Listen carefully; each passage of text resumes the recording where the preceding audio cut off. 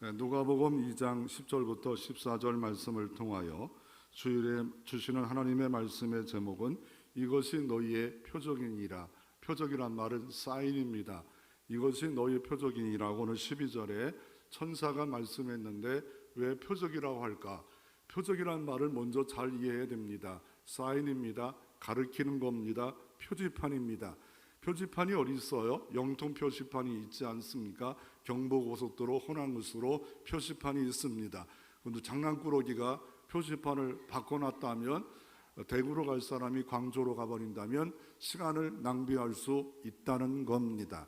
이 땅에 하나님의 표지판을 우리에게 줬지만 해석을 잘못함으로 말미암아 시간 낭비하고 삶을 낭비하는 사람들이 너무 많습니다. 이제라도 내게 주어진 표지판을 바르게 해석해서 우리가 이 땅에 오신 예수님을 구주로 메시아로 참 행복으로 기쁨으로 만날 수만 있다면 얼마나 좋겠습니까? 오늘 이런 의도에서 이것이 너의 표적이라는 제목으로 하나님 말씀을 우리가 전하기를 원합니다. 남극에 가면 빙하가 있습니다. 그때 이 빙하가 과학자들이 보면 다 보이는 게 아니라 7분의 1이 보이고 7분의 6이 밑에 가라앉아 있단 말합니다. 어떤 사람은 6분의 1이 가라앉고 5가 가라앉고 6분의 1이 보인답니다. 우리의 눈에 보이는 게 다가 아님을 이것은 보여지고 있는 겁니다. 특별히 하나님께서 이 땅에 우리가 예수 믿고 우리가 풍성하고 행복을 누리기를 좋으신 하나님이 목자이신 하나님이지만 내게 고난이 다가올 때 이 하나님의 섭리와 경륜과 은혜와 사랑의 경륜을 다 알지 못할 때가 많습니다. 특별히 코로나 같은 재난을 우리가 전문가가 아니면 왜 왔는지도 모르면서 마스크를 쓰고 있지 않습니까? 우리가 다 알지 못하는 일도 이 땅에 있다는 겁니다.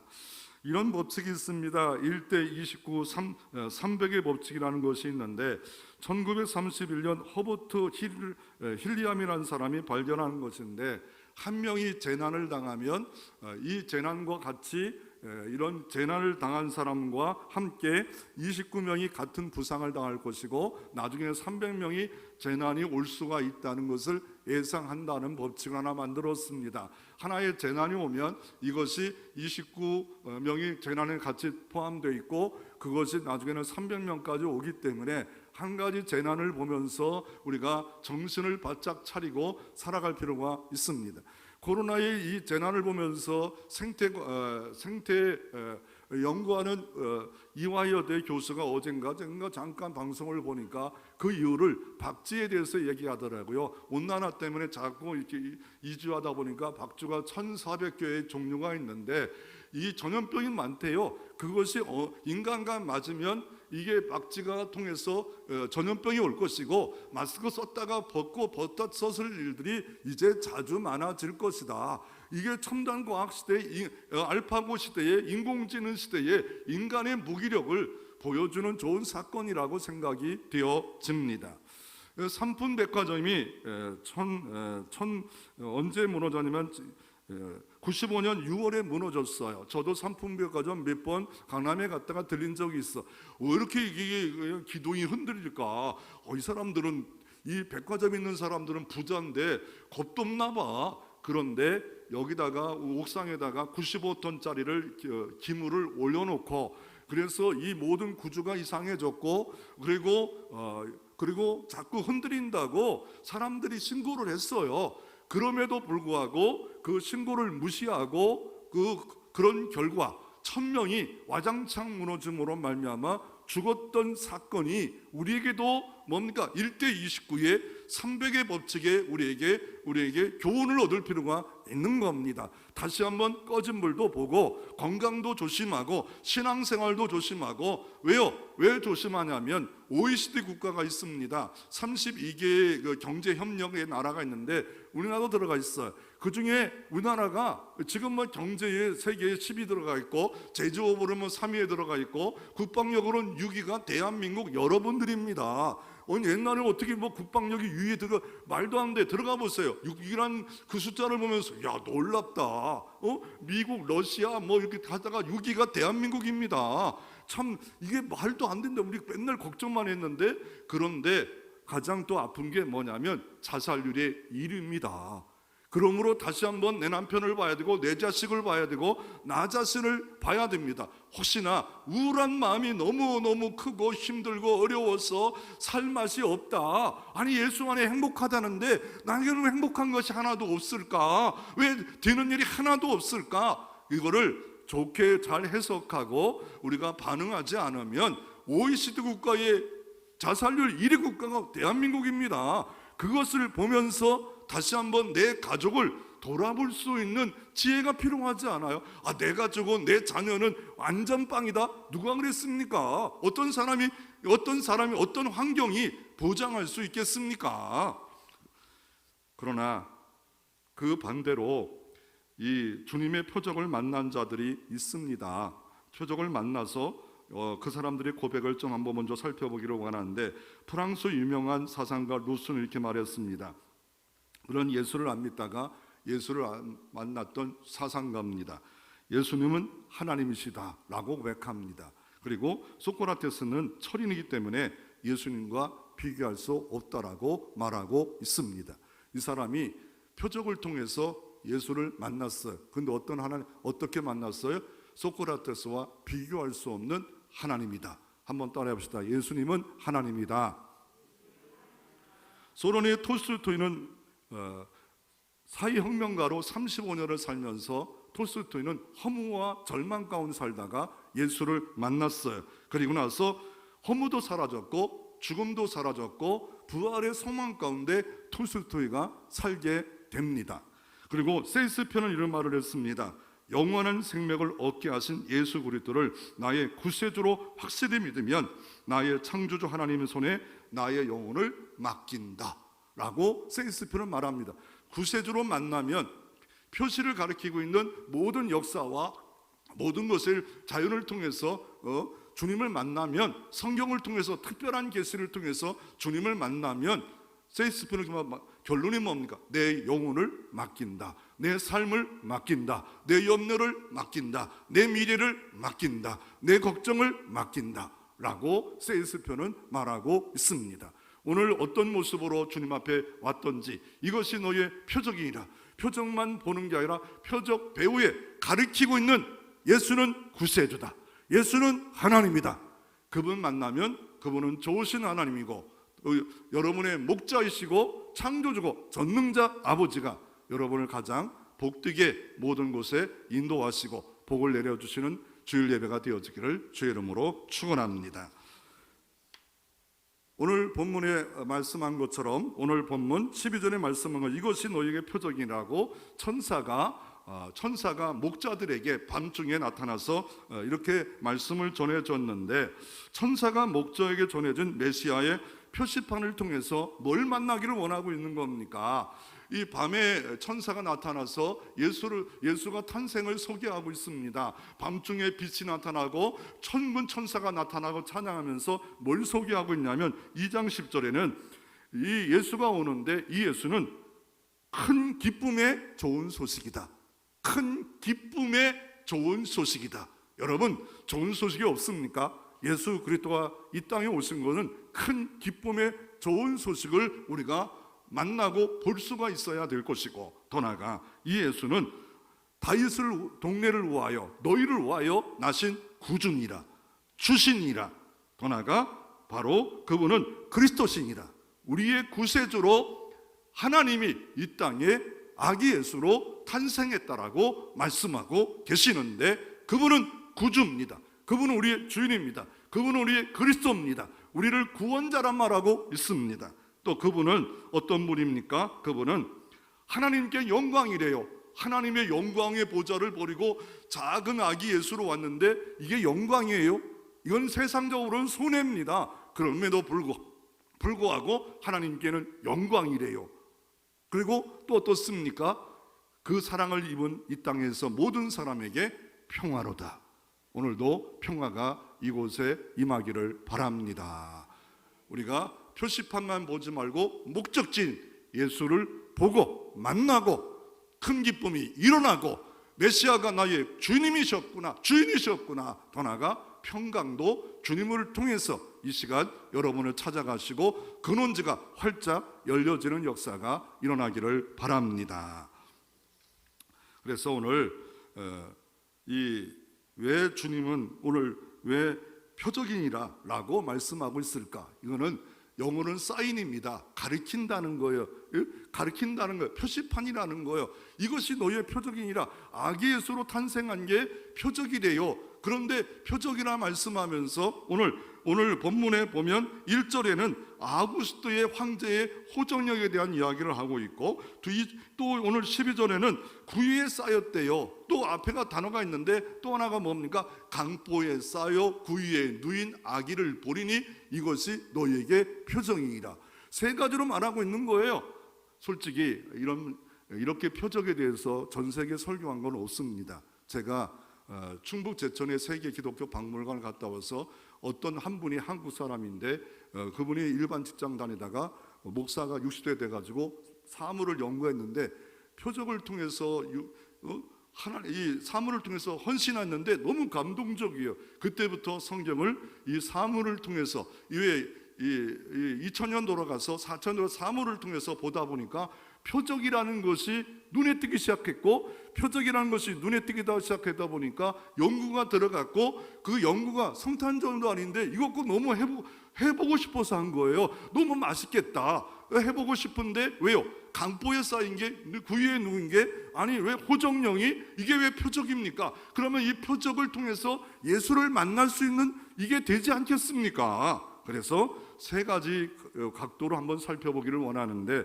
첫째로 표적, 우리가 첫째로 보면 베들레헴 장소가 성탄의 표적입니다. 아니 장소가 왜 성탄의 표적입니까? 베들레헴 장소가 왜 성탄의 표적입니까? 오늘 2장 1절에 보면 그 당시에 가이사란 말은 황제란 뜻이에요. 어느 때나 이름이 아니에요. 황제, 가이사, 바로도 황제란 뜻이에요. 바로 할 때 다 황제를 지칭하는 말인데, 가이사 아구스토, 존귀한 자라는 이런 사람이 등장합니다. 로마를 통일해 버렸어요. 누구를 말하냐면, 우리 세계 역사를 배우면 이 옥타비누스, 이 로마 사람도 존경하고 세계의 왕으로서 존경하는 존귀한 자로 원료원에서까지도 통일을 하고 막 리더십이 너무 강력해서 인정받는 사람이 세금을 더 많이 거두기 원해서 세계 호적령을 내립니다. 자기 고향에 들어가서 호적하라는 겁니다.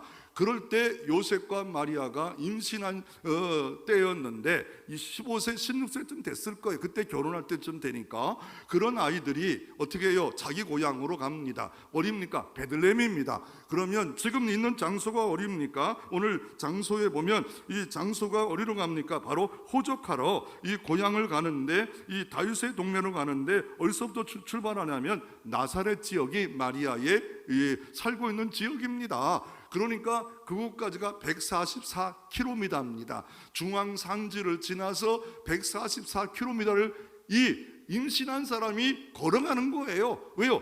나라가 하락을 하니까 어쩔 수 없이 일주일 넘게 3km가 심리해요. 임신했다고 생각해 보세요. 이 가난한 이 청춘들이 돈이 있겠어요? 나귀를 끌고 가겠어요? 물론 있을 수도 있겠지만 그런 가난한 사람들이 144km를 가서 호적하러 그 동네에 갔는데 어떤 일이 벌어집니까? 오늘 본문에 보면 여관에 갔는데 누일 곳이 없어서 어디에 누입니까? 말구유? 아니에요. 성경에는 말자가 없어요. 그냥 구유에 누였다라고만 말씀이 있기에 구유에 누였다라고 우리가 알고 있으면 됩니다. 그래서 왜 이게 중요하냐면요, 이 장소에 예수님의 탄생이 탄생할 때 전부터 700여 년 전에, 70년도 아닌 700여 년 전에 미가 선자를 통해서 미가서 5장 2절에 이렇게 말씀하고 있습니다.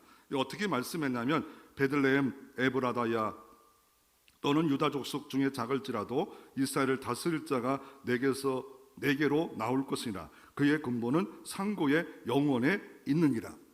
베들레헴 장소를 말합니다. 그런데 에브라라는 말을 합니다. 이 같은 말이에요. 옛날 말로는 에브라라고 하고 더 나아가 베들레헴이라 합니다. 베들레헴 뜻은 뭐예요? 떡집이에요. 솔직히 해석을 떡으로 하면 안 돼요. 이스라엘은 떡이 없어요. 빵집이라고 해야 맞습니다. 그리고 뭔가 에브라다는 많은 열매가 있는 곳, 떡이 많이 생산되는 곳, 그런 역사를 상징하는 곳에다가 이렇게 아기 예수가 탄생하는데 수많은 지역도 있죠. 가장 존귀한 장사는 예루살렘 성전이 있는 시온산일 겁니다. 그곳에서 아기 예수가 탄생하지 않았어요. 왕궁에서 태어나지 않았어요. 성전에서 태어나지 않았어요. 그 장소를 소개할 때 미가서는 유다 족속 중에도 작을지라도, 작다, 아니 이런 위대한 사람이 태어나면 대단한 곳에 태어나야 되는데 작을지라도 이스라엘 다스릴 자가 내게서 내게로 나오리라. 이스라엘 다스릴 자구나, 전 세계를 다스릴 자구나. 그의 근본은 상권이라, 영원이니라. 그의 모든 출발점까지 따져가면은 뭐라고요? 영원에 있대요. 영원은 인간에 있는 사람은 없어요.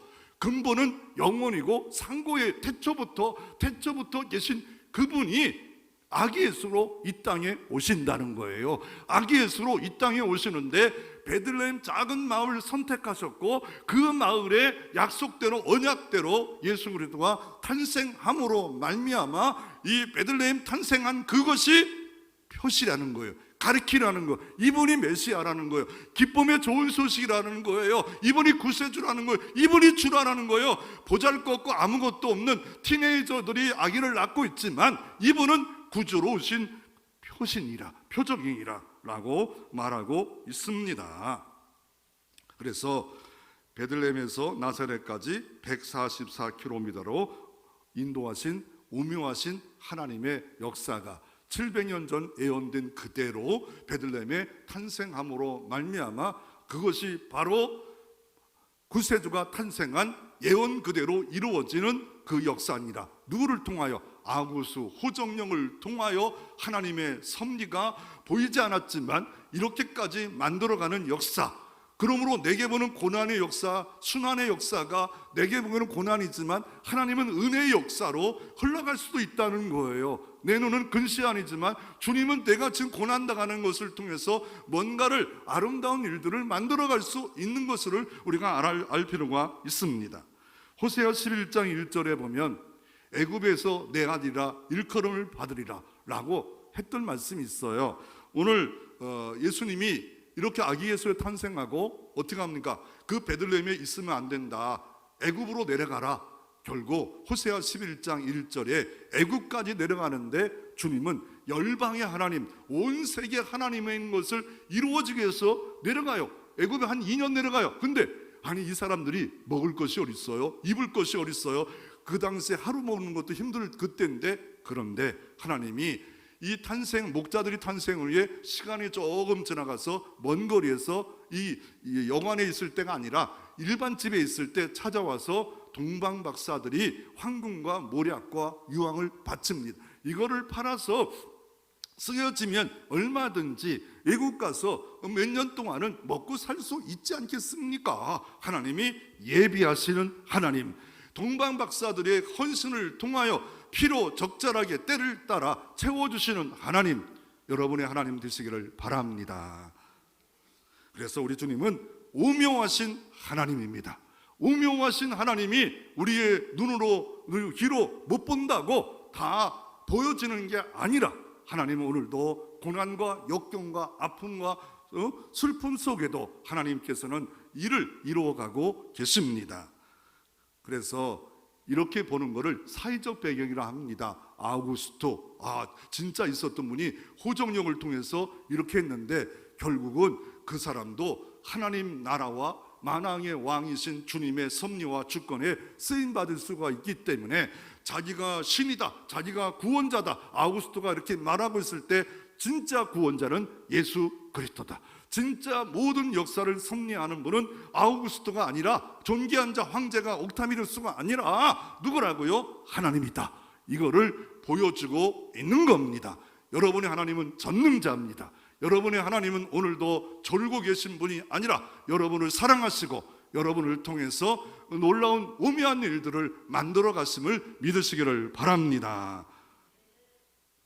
그러므로 이 표적의 목적은 뭡니까? 목자에게 나타나 이렇게 아기 예수 그리스도를 통해서 베들레헴에 탄생한 목적은 예수님은 누구냐? 그분은 메시아다, 그분은 구주이다 인 것을 보여주는 표적이다 라고 사회적 배경을 통하여, 역사적 배경을 통하여 진짜 역사의 지배자는 하나님이다. 역사란 말은 영어로 뭡니까? 히스 스토리입니다. 두 단어로 나눠지잖아요. 히스 스토리. 히스가 뭐예요? 그의 역사. 이 땅의 모든 역사는 하나님의 역사입니다. 하나님이 말씀으로 천지를 창조하시고 인간을 사랑하사 독생자를 보내신 그 역사가 하나님의 역사고, 주님 마지막 재림하시는 날에 모든 새하늘과 새 땅이 이루어지는 역사가 그분의 역사입니다. 여러분 역사의 이 수레바퀴 속에 여러분은 작지만 여러분도 주님은 여러분을 사랑하셨고 끝까지 사랑하실 것이고, 오늘도 사랑으로 여러분을 덮어주시기에 예배에 나온 것도 사랑이고 이 속에 앉아있는 것도 사랑이고, 더 큰 사랑이 여러분을 더할 때 여러분의 영혼이 잘된 것처럼 범사에 잘되고 강건의 은혜가 찾아오는 은총의 시간 되어지기를 바랍니다. 그런데 이 베들레헴에 떡집이고 빵집인데 이 빵에 대한 이야기가 또 한 번 등장합니다. 요한복음 6장에 이 작은 떡 갖고 감사하고 축복하자 어떻게 합니까? 이 떡을 먹고 12광주가 남습니다. 그랬더니 어떤 일이 벌어집니까? 이 사람들이 예수님을 다윗의 왕으로, 인간적 왕으로 세우려 합니다. 그때 예수님이 나는 그런 사람이 아니다 하시면서, 이게 하늘에서 이 떡이 내려온 거는 모세 시대도 떡이 내려왔다, 모세 시대와 딱 둘이 연관시켜서 말합니다. 40년 동안 광야에서 이 하늘에서 떡이 내린 것처럼 내가 바로 생명의 떡이다, 나를 먹어야 된다, 내 살을 먹어야 된다, 내 피를 먹어야 된다. 그랬더니 어렵도다 하고 다 갈 때 베드로가 말합니다. 베드로야, 너도 가라느냐? 그럴 때 영생의 말씀이 여기 있는데 어찌 가오리까? 여러분, 이 생명의 떡이온 주님을 우리가 볼 수 있어야 됩니다. 아무리 앞에 만나가 내려도 불평하고 원망하고 산다면 아무 소용없는 거예요. 하나님 만날 은혜를 주시는데도 몰라요. 하나님이 생명의 떡으로 이 땅에 충만하게 영으로 있는데도 못 보면, 못 들으면 우리가 감사가 없는 거예요. 지금 어떤 사람은 막 충만해서, 은혜가 충만해서 생명의 떡이신 주님을 먹습니다. 주님의 살과 피를 내 마음에 뿌리고 먹습니다. 생명의 음료요, 생명의 피를 내 마음에 적십니다. 은혜와 평강이 넘치게 해 주시옵소서. 부유하신 주님이 나를 위해서 찾아오셨고 만나 주시옵소서. 그럴 때 이거 안에 영생이 있고, 영생의 부유한 역사가 생명의 떡이신, 생명의 떡을 제조할 수 있고 생명의 떡을 만들 수 있는 주님의 이 살을 먹고 이 피를, 이 물을 먹는 자마다 영생하리라. 이 약속이 이루어지는 시간 되어지기를 바랍니다. 요한복음 6장 20절 이렇게 말합니다. 예수께서 대답하여 이르시되 내가 진실로 진실로 너희에게 이르노니 너희가 나를 찾은 까닭은 표적을 본 까닭이 아니요 떡을 먹고 배부른 까닭이니라. 표적은 예수를 봐야 되는데 표적 가운데 배부를만 얻기를 원해요. 자녀의 배불러서 잘 되기를 원하고 내 건강만 잘 되기를 원하고 이렇게만 된다면 결국 잘못된 방향으로 가고 있는 겁니다. 예수를 온전히 만나면 이 모든 것도, 필요한 것도 하나님이 더해 주시지만, 예수를 보지 않고 자꾸 이게 떡을 먹고 배부르는 것만 생각한다면 표적의 목적이 잘못된 거예요. 이렇게 된 모습이 내 모습이 될 수 있다는 거예요. 주님, 나는 가난하고 지금 헐벗고 힘들지만 이 땅에 있는 모든 표적을 통하여 예수를 봅니다. 이 예배 속에 예수를 봅니다. 십자가에 달린 예수를 볼 때 내 마음에 피가 적셔질 거예요. 그분의 떡이 내 마음에 풍성하게 다시 세워질 거예요. 먹여줄 거예요. 그럴 때 여러분 마음이 어떻습니까? 12광주리가 남는 풍요로움이 역사가 일어날 수 있는 겁니다. 그러므로 우리가 주님의 표적을 줘도 모르는 자가 있고 변질시키는 자가 수도 없이 많았는데, 왜요? 모태신앙이라고 상관없어요. 직분이 있다고 상관없어요. 잘못된 해석을 하면 잘못된 방향으로 가고 시간 낭비합니다. 물질 낭비합니다. 그리고 복이 없습니다. 은혜가 떨어집니다. 낙오듭니다. 나 한번 낙오되는 게 아니라 악은 전염되어서 주변을 병들게 하고 주변을 낙오하게 만들고 주변을 낙심하게 만듭니다. 나 혼자 병든다고 그것으로 끝나는 게 아니라 여러분 모든 이 땅에 있는 모든 것을 복되게 은혜롭게 주님의 렌즈로, 말씀의 렌즈로 해석해서 늘 감사하고 찬양할 때 복 위에 복이, 은혜 위에 은혜가 넘치는 역사가 여러분 가운데도 있기를 소망합니다. 두 번째로 베들레헴 그 장소가 하나님의 표적을 이룬 장소였고, 두 번째로 이 오늘 본문에 나귀의 구유에 누인 것이 바로 표적이래요. 나귀의 누이, 아니 이게 구유에 누인 건데 이게 왜 표적일까요? 여러분 먼저 우리가 한번 살펴볼 거는 이게 여관이란 말을 씁니다. 오늘 본문에도 여관이 썼는데 원어에 들어가면 이 여관이 있을 때가 있어요. 사마리아 사람이 강도 맞는 자를 여관에 보내니라. 그런데 오늘은 이 여관이 아니라 사관입니다. 개인집입니다. 사관과 여관과의 차이는 뭐냐면 여관은 돈 주고 투숙하고 살아가는데 사관은 갑자기 누가 놀러 왔어요. 여행을 왔어요. 호적령 때문에 친척이 왔어요. 그래서 그냥 이 집을 좀 빌려주고 이렇게 하는 일들이 있어요. 언제 그렇게 많이 하냐면 6월절 때 예루살렘과 베들레헴과 그 주변 사람들이 전 세계에서 수도 없이 올 때 예루살렘에서는 뭘 해야 되냐면 6월절 지킬 때 집에다가 여관처럼 하면 안 돼요. 아니 사람들이 엄청 오면 여관처럼 하고 싶잖아요. 여름철 되면 민박집이 막 바닷가에 많잖아요. 그렇게 하면 안 돼요. 왜요?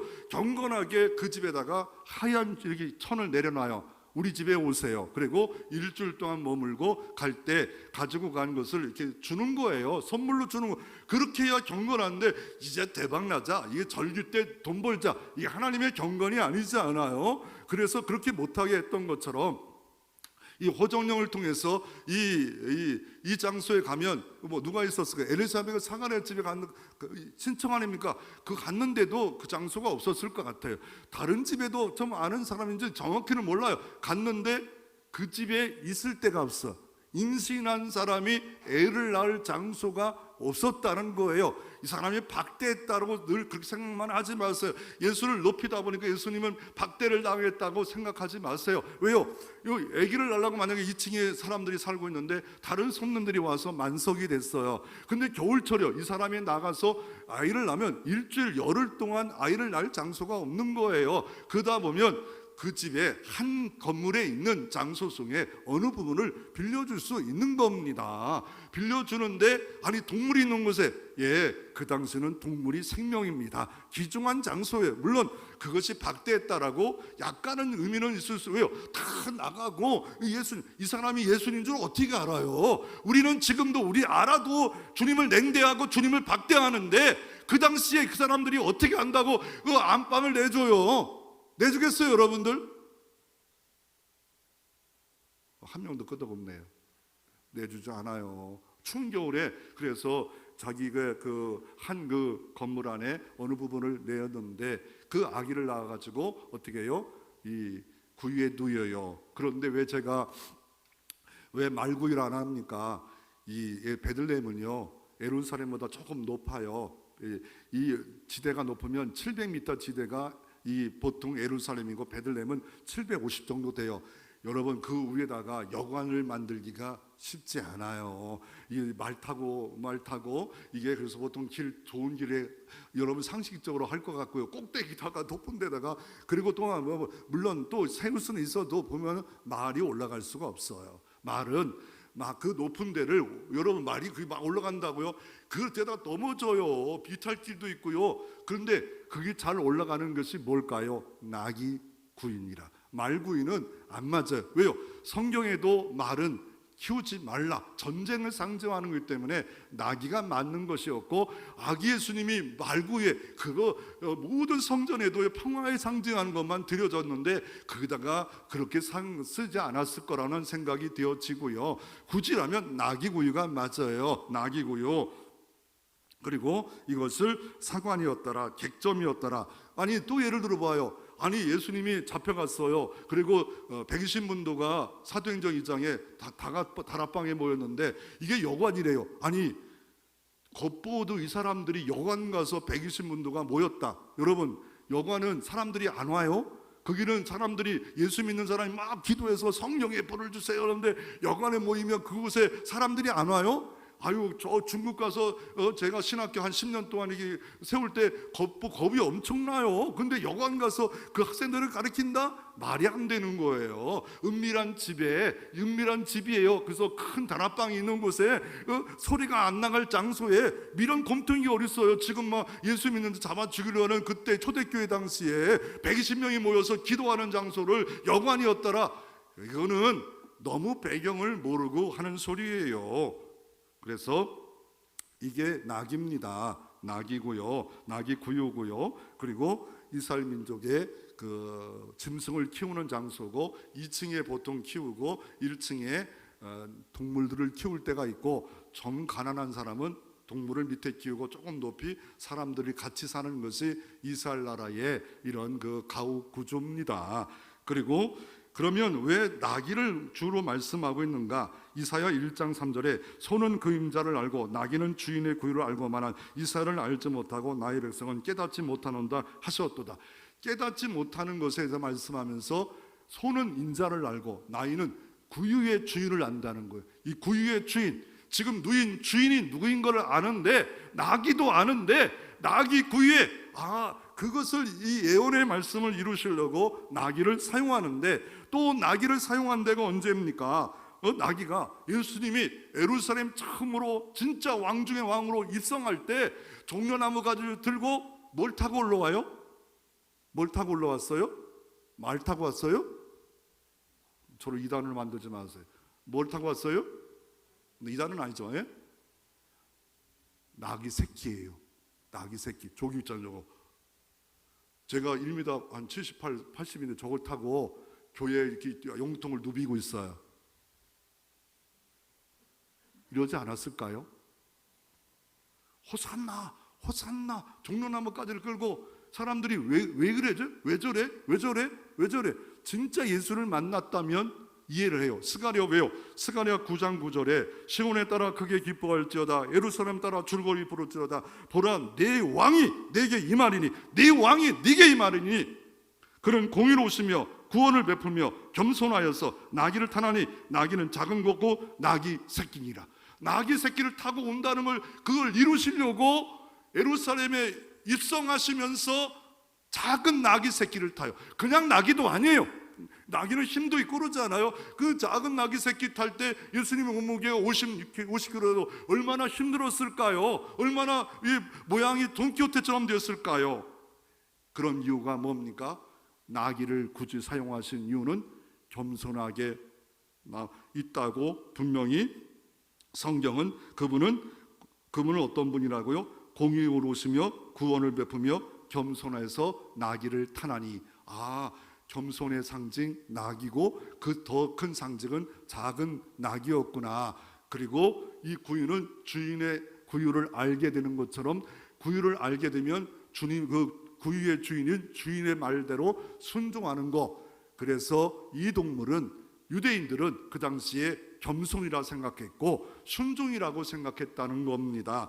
그러므로 주님은 겸손의 종으로 순종의 종으로 세상의 왕은 뭘 타고 옵니까? 백마 타고 옵니다. 백마 타고 로마의 장군은 입성할 때 백마 타고 빰빠렛이 막 울리고 그리고 막 엄청난 사람들이 노래를 지르면서 장군이 왔도다 라고 외칠 때 예수님은 소수의 사람들이 줄을 세워 종려나무 가지 흔들면서 호산나 지금 나를 구원하소서 작은 나귀 새끼 타고 겸손의 왕 순종의 왕 만왕의 왕 창조주 하나님이 예루살렘에 입성해서 참 예루살렘의 성전인 주인이신 주님이 이 땅에 일을 하시려고 올라오는 모습을 볼 수가 있습니다. 그래서 이 모습을 로마서 5장 19절에 이렇게 말합니다. 한 사람이 순종하지 아니함으로 많은 사람이 죄인된 것 같이 한 사람이 순종함으로 많은 사람이 의인 되었느니라. 예수가 순종함으로 말미암아 모든 사람이 구원받기 위해서 나귀 구유에 작은 아기 새끼 타고 이 땅에 주님이 성탄하셨습니다. 구세주로 오신 거예요. 여러분 이런 영화를 아십니까? 마이 시스터즈 키퍼라는 영화가 2009년에 미국에서 제작한 영화인데 아이가 태어났어요. 근데 아이가 태어났는데 백혈병이 걸렸어요. 남치병이에요. 그런데 인공으로 해가지고 또다시 아이를 낳아요. 이제 6살짜리 진짜 자기 아이, 인공으로 돈으로 만든 아이가 있어요.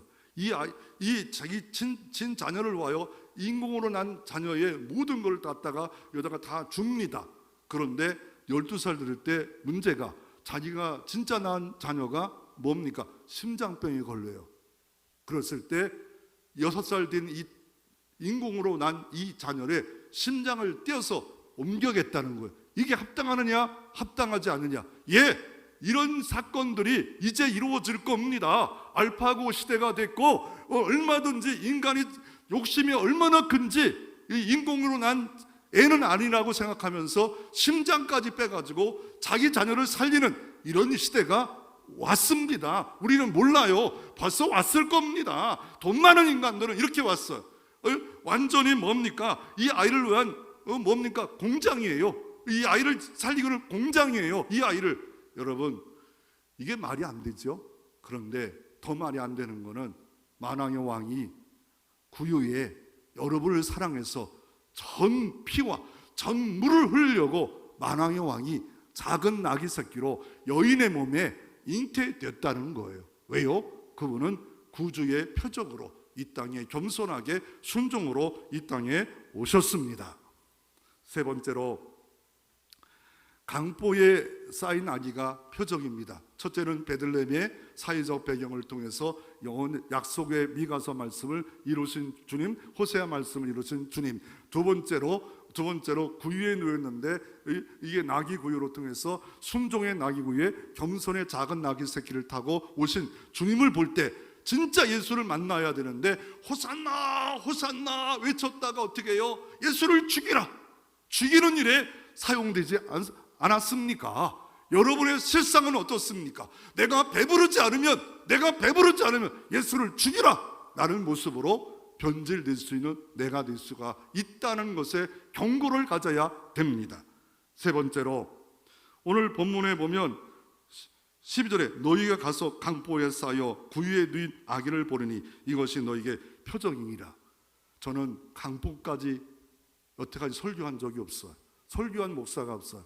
근데 강보에 눈이 들어가기 시작했어. 왜요? 세계 기독교 박물관에 갔더니 이분이 강보를 갖고 있더라고요. 이 강보를 갖고 있는데 뭐냐면 레위 족속이 가지고 있는 2000년 전에 있었던 이 강보래요. 예수님 강보는 아니고요. 조상 대대로 나온 강보인데 이게 길이가 23m, 폭이 28cm, 요만한 건데 강보예요.